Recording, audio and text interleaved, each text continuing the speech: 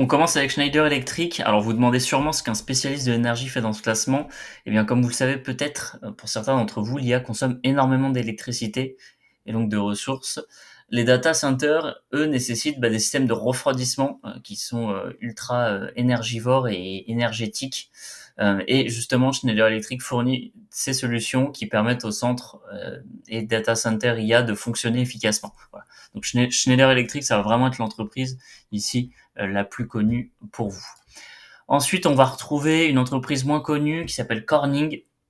Là, pour le coup, ça sera intéressant de voir sur les 6 derniers mois, voilà, une évolution en termes au niveau du cours de l'action qui est assez importante. Alors, Corning, qu'est-ce que c'est? C'est une entreprise qui fabrique de la fibre optique qui connecte les data centers entre eux, d'accord?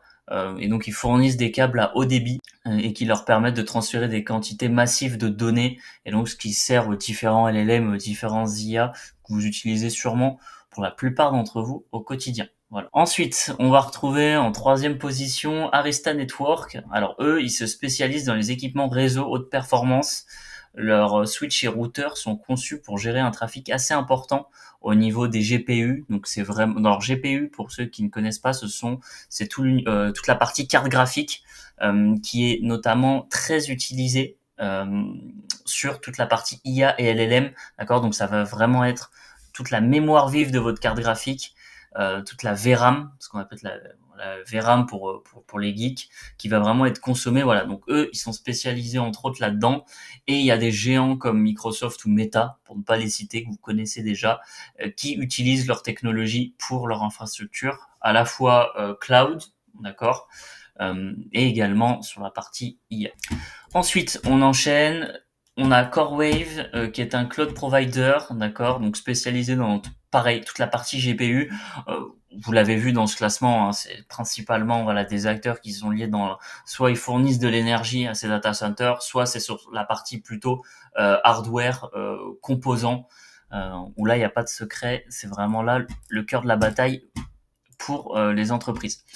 Donc CoreWave, je disais, contrairement aux cloud généralistes, eux, ils se concentrent principalement sur des besoins en machine learning, d'accord? Alors le machine learning, qu'est-ce que c'est? Ça va être la capacité d'un programme algorithmique à s'entraîner, et donc là en l'occurrence d'une IA, à s'entraîner sur tout un ensemble de données pour que cette dernière puisse s'améliorer afin de fournir toujours de meilleurs résultats dans un objectif donné, que ça soit sur la génération de contenu, la génération de créatives en publicité, de la génération de données en finance. Voilà, c'est vraiment, le machine learning peut s'appliquer à énormément de secteurs. C'est un sujet assez passionnant aussi d'ailleurs.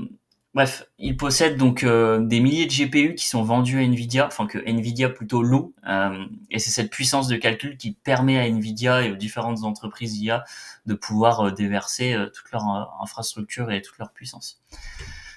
Et dernière de ce top 5, on va retrouver Applied Digital, avec le petit accent anglais qui va bien. Voilà, donc là l'évolution sur le cours des 6 derniers mois qui est assez intéressant.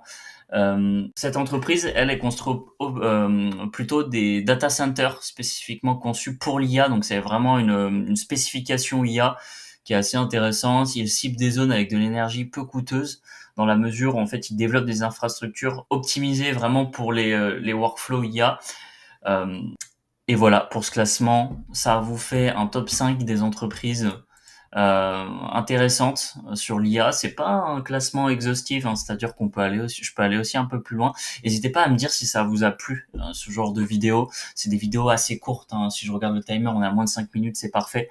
L'idée, voilà, c'est d'avoir une overview un peu globale sur des entreprises qui ont un rôle prépondérant à jouer dans l'univers IA, qui on sait au fur et à mesure des années va continuer de croître.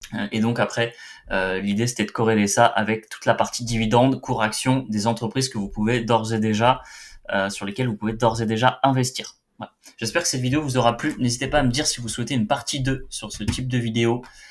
Et je vous dis à très vite pour une prochaine vidéo.